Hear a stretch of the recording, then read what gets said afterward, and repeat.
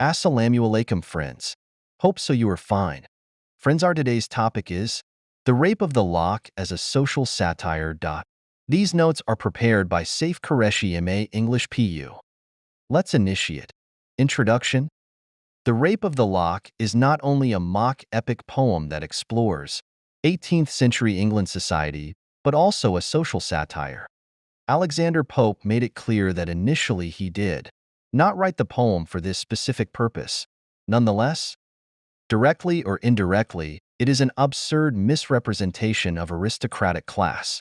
It is an imitation of the routine life of people who belong to feudalism. Aristotle mentions two types of poetry in his book, Poetics, tragedy and comedy. In his eyes, tragedy is better than comedy. However, we cannot underestimate the powers of a comedy, the primary purpose of which is to satirize the society to make reformations. What is satire? Aristotle says that when a poet imitates nature, he presents it either good or worse. From worse, he means that a poet shows mirror to the society by revealing their absurd behaviors and follies. It means that the Greeks knew about the satire. However, the word satire was unknown to them. It has been derived from the Latin word satira, which means medley. A writer uses this technique to show people their shortcomings so that they can make improvements.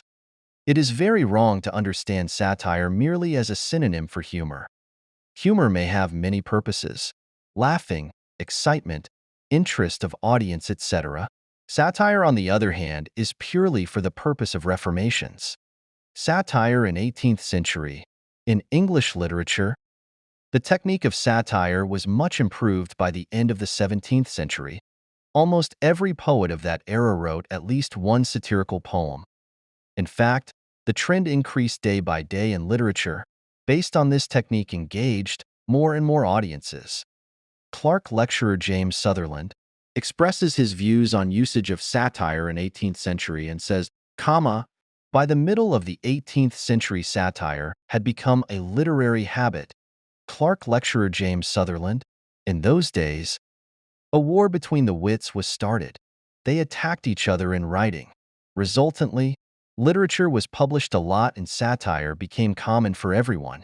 Alexander Pope is also one of them who gained fame in those days and made his name in witty satires.